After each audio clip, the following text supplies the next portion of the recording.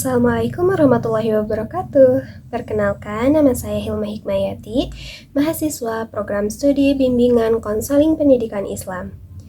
Pada kesempatan kali ini, saya akan menyampaikan Academic Talk dengan tema Mengapa BKPI.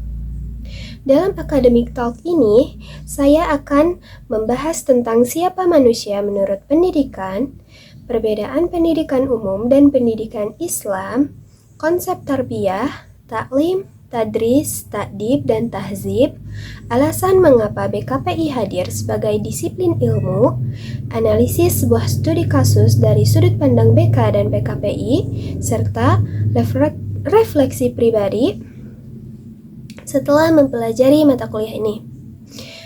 Langsung saja kita masuk ke pembahasan yang pertama, yaitu siapa manusia menurut pendidikan. Sebelum membahas tentang pendidikan, kita perlu memahami terlebih dahulu siapa manusia yang akan dididik. Jika dilihat dari pendidikan secara umum, manusia adalah makhluk yang memiliki potensi untuk berkembang. Manusia diberi akal untuk berpikir, hati untuk merasakan, serta kemampuan untuk belajar dari pengalaman. Oleh karena itu, manusia membutuhkan pendidikan agar semua potensi yang dimilikinya bisa berkembang dengan baik. Sedangkan dalam pendidikan Islam, manusia dipandang lebih lengkap. Manusia bukan hanya memiliki akal dan tubuh, tetapi juga memiliki ruh dan fitrah yang diberikan oleh Allah Subhanahu wa Ta'ala. Nah, sejak lahir, setiap manusia membawa fitrah untuk mengenal dan menyembah Allah.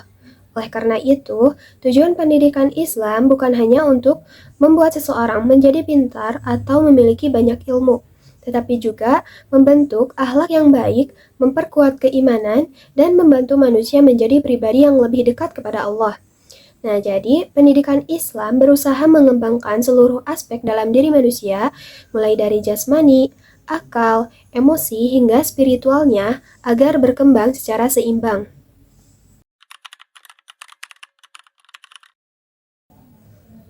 Setelah memahami bagaimana pendidikan memandang manusia, sekarang kita akan melihat perbedaan antara pendidikan umum dan pendidikan Islam. Nah, perbandingan ini dapat dilihat dari 3 landasan, yaitu ontologi, epistemologi, dan aksiologi. Nah, yang pertama adalah ontologi, yaitu membahas tentang hakikat manusia dan hakikat pendidikan. Nah, dalam pendidikan umum, manusia dipandang sebagai individu yang memiliki kemampuan untuk berpikir, belajar, dan berkembang. Karena itu, pendidikan bertujuan membantu manusia untuk mengembangkan potensi tersebut agar mampu hidup dan berperan di masyarakat. Nah, sedangkan dalam pendidikan Islam, manusia dipandang sebagai makhluk ciptaan Allah yang memiliki tanggung jawab kepada Allah, kepada dirinya sendiri, kepada sesama manusia, dan juga kepada alam. Nah, jadi pendidikan tidak hanya mengembangkan kemampuan berpikir, tetapi juga membantu keimanan dan akhlak. Nah, selanjutnya adalah epistemologi, yaitu membahas dari mana ilmu pengetahuan diperoleh. Nah, dalam pendidikan umum, ilmu diperoleh melalui penelitian, pengalaman, pengamatan, dan kemampuan berpikir manusia. Sedangkan dalam pendidikan Islam, sumber ilmu tidak hanya berasal dari akal dan penelitian, tetapi juga dari Al-Quran dan hadis. Nah, artinya ilmu pengetahuan tetap berkembang, tetapi tetap berpedoman pada ajaran Islam. Nah, yang terakhir adalah aksiologi, yaitu membahas tujuan atau manfaat dari ilmu. Nah, dalam pendidikan umum, ilmu digunakan untuk meningkatkan kualitas hidup, menyelesaikan berbagai masalah, dan mengembangkan ilmu pengetahuan serta teknologi. Nah, sementara itu, dalam pendidikan Islam, ilmu tidak hanya bermanfaat untuk kehidupan dunia, tetapi juga menjadi bekal untuk kehidupan di akhirat. Nah, ilmu harus membawa manusia semakin dekat kepada Allah dan mendorongnya untuk berbuat baik kepada sesama. Nah, jadi walaupun pendidikan umum dan pendidikan Islam memiliki beberapa perbedaan, keduanya sama-sama bertujuan membantu manusia berkembang menjadi pribadi yang lebih baik. Hanya saja, pendidikan Islam selalu menghubungkan ilmu dengan nilai-nilai keislaman.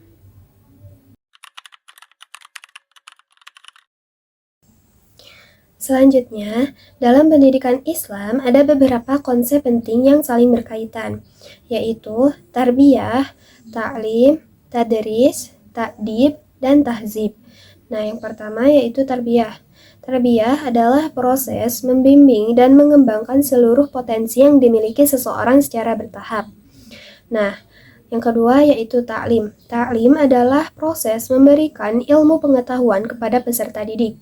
Yang ketiga yaitu tadris. Tadris adalah kegiatan mengajar atau menyampaikan materi agar lebih mudah dipahami. Nah, yang keempat yaitu ta'dib. Ta'dib adalah proses menanamkan adab, sopan santun, serta tanggung jawab kepada peserta didik. Nah, yang kelima yaitu tahzib. Tahzib adalah proses membina dan memperbaiki akhlak agar seseorang menjadi pribadi yang lebih baik. Nah, kelima konsep ini sebenarnya saling melengkapi. Pendidikan Islam tidak hanya mengajarkan ilmu, tetapi juga membimbing perkembangan peserta didik, menanamkan adab, dan membentuk akhlak yang baik. Nah, jadi tujuan akhirnya bukan hanya menciptakan orang yang cerdas, tetapi juga beriman, beradab, dan memiliki akhlak yang mulia.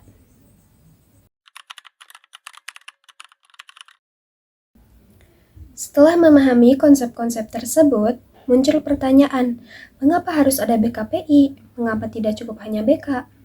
Nah, bimbingan dan konseling atau BK memang bertujuan membantu seseorang memahami dirinya, mengembangkan potensi, menyelesaikan masalah, dan mengambil keputusan yang tepat. Nah, namun, BKPI memiliki ruang lingkup yang lebih luas. Nah, selain membantu menyelesaikan masalah pribadi, sosial, belajar, maupun karir, BKPI juga memperhatikan aspek keimanan, akhlak, dan hubungan manusia dengan Allah. Artinya, konselor BKPI tidak hanya membantu konseli menemukan solusi atas masalah yang dihadapi, tetapi juga membimbing agar solusi tersebut sesuai dengan ajaran Islam. Nah, dengan begitu, konseli tidak hanya mendapatkan ketenangan secara psikologis, tetapi juga ketenangan hati dan semakin dekat kepada Allah. Nah, inilah yang menjadi alasan mengapa BKPI hadir sebagai disiplin ilmu yang berbeda dari BK pada umumnya.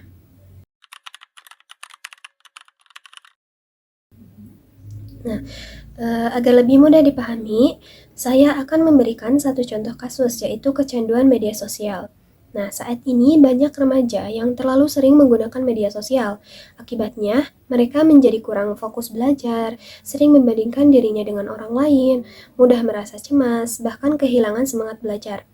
Nah, jika dilihat dari sudut pandang BK, konselor akan membantu mencari penyebab masalah tersebut, melatih pengendalian diri, mengatur waktu penggunaan media sosial, dan membantu konseli mengubah pola pikir yang kurang baik. Nah, sedangkan dalam BKPI, cara tersebut tetap dilakukan, tetapi ditambah dengan pendekatan keagamaan. Nah, misalnya, konselor sedang mengajak konseli meningkatkan ibadah, membiasakan berzikir, menyadari bahwa waktu adalah amanah dari Allah, dan menggunakan media sosial untuk hal-hal yang lebih bermanfaat. Nah, jadi persamaan BK dan BKPI adalah sama-sama membantu seseorang mengatasi masalah dan mengembangkan potensi dirinya. Nah, sedangkan perbedaannya adalah BKPI juga memberikan pembinaan pada aspek keimanan dan akhlak. Nah, dengan begitu, perubahan yang diharapkan bukan hanya pada perilaku, tetapi juga pada hati, keimanan, dan hubungan kepada Allah. Setelah mempelajari mata kuliah wawasan dan landasan BKPI, saya merasa cara pandang saya terhadap manusia dan profesi konselor menjadi berubah. Sebelumnya saya berpikir bahwa tugas konselor hanya membantu seseorang menyelesaikan masalahnya. Namun sekarang saya memahami bahwa seorang konselor BKPI juga memiliki tanggung jawab untuk membantu seseorang berkembang secara menyeluruh, baik dari sisi intelektual, emosional, sosial, maupun spiritual. Saya juga belajar bahwa setiap orang memiliki latar belakang, pengalaman, dan potensi yang berbeda. Karena itu, Seorang konselor tidak boleh langsung menghakimi seseorang hanya karena masalah yang sedang dihadapinya.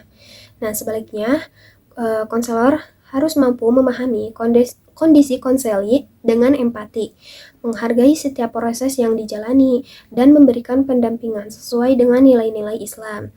Nah, bagi saya, mata kuliah ini memberikan pemahaman bahwa menjadi konselor di KPI bukan hanya memiliki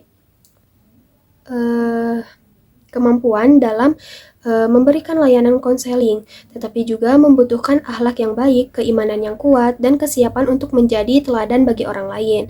Nah, demikian akademik talk yang dapat saya sampaikan.